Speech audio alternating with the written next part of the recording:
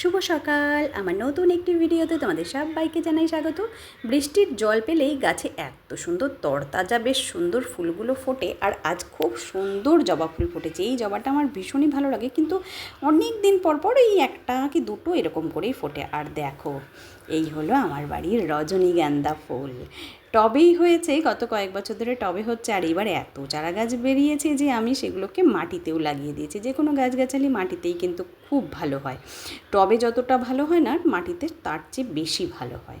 আর এই হলো আমার সেই হলুদ গাছ। বৃষ্টির জল পেলেই এই হলুদ গাছ প্রত্যেক বছর এইভাবে হয়। পাতাগুলো দেখো কত বড় বড়।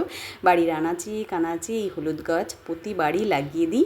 আর এই হলুদ যখন হয়ে যাবে, তখন এই হলুদ দিয়ে যে আমি বাড়িতে নিজে গুঁড়ো হলুদটা তৈরি করি, সেই ভিডিও আমার চ্যানেলে আছে। ভিডিও বানিয়েছিলাম কিভাবে গুঁড়ো হলুদটা তৈরি করি বাড়ি তৈরি। এই হলুদ দিয়ে অনেক উপকার হয়। আমি যাকে যাকে এই হলুদ দিয়েছি আমার বানানো, তারা ভীষণই উপকার পেয়েছে। আর আজ খুব শখ হলো নিজের একটু স্কিন কেয়ার করার, তাই এখানে নিয়ে নিলাম অ্যালোভেরা জেল, আমার বাড়ির তৈরি হলুদ গুঁড়ো, চন্দন গুঁড়ো আর গোলাপ জল। এই দিয়ে একটা ফেস প্যাক বানিয়ে এটাকে ফ্রিজে রেখে দেব।